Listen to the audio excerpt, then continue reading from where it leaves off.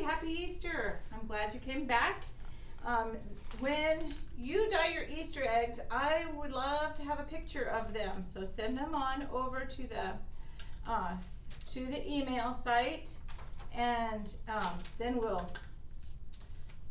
I'll get a chance to look at them, and maybe we'll add that into your art portfolio, because the eggs are a lot of fun. Hopefully you have fun making those every year with your family. That's a good family project. And you can do any kinds of egg dye you want. I've seen all different kinds. I've seen natural egg dyes out of Kool-Aid, egg dyes out of the food coloring. I just bought a box that says egg dyes, and I colored them up with my family. And then I just always hate throwing all this extra food dye down the drain. It's so pretty, and so I tried to make tissue paper, wrapping paper with it. And so I just wanted to show you that and think it might be fun for you.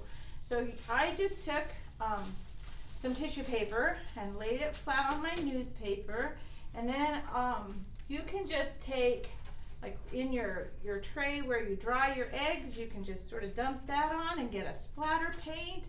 You can make stripes if you want to, or sort of dribble it, whatever you like. So there's no rules about it. You can see that this one was splatter or folded, and then this one I had a hard time unfolding it, so it might just wrap something up. And then this is stripes, and this is stripes going both ways, and so it was a lot of fun. So then after you do that, you can either put one on top of it, or you can wait for it to soak in, or you can fold it over and make sure that it's almost dry. And then you'll want some, depending on how old you are, you take your iron and you iron it so that it dries off. And then actually, I think I'm going to do it so it's not super wet on the side that I ironed. Can you hear it sizzling? Anyway, then you open it up, and it's, boy, that one got really muddled, but it's really pretty too. So then you just go over it until it's dry, and then you can put it in like a present. If you're wrapping a present, that would be really nice. So it doesn't show up so much until you hold it against something white. But then my other idea was, if you have ever made those flowers where you do the accordion fold, and then usually I use they're called chenille stems, or pipe cleaners, you know what I mean.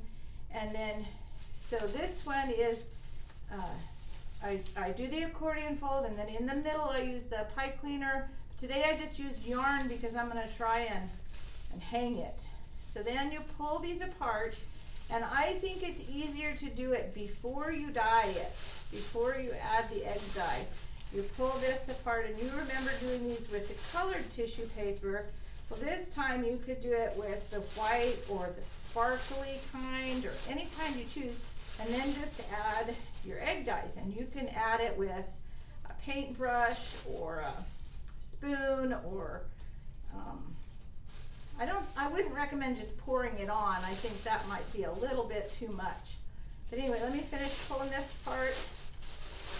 And you can have some really nice Easter flowers.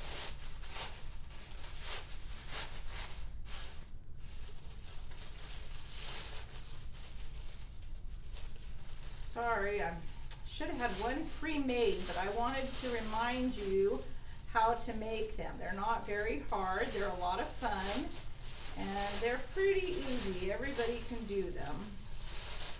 You just have to be patient and gentle. Don't be in a hurry. Okay, so there's my flower, and then like I said, I could use a paintbrush and use the pinks in the middle maybe, and maybe the spoon would work. Maybe just not too much, and then maybe I like the really splattered look. I happen to like that look. And so I'm just gonna splatter a bunch here, and then when I'm done, I'm gonna hang it upside down until it dries, and then I can use it for a decoration. And if everybody in the family makes one, then that gives a much more festive look than just the one or two. Okay, so there's 2 ideas you can do with your egg dye before you throw it down the drain. Happy Easter!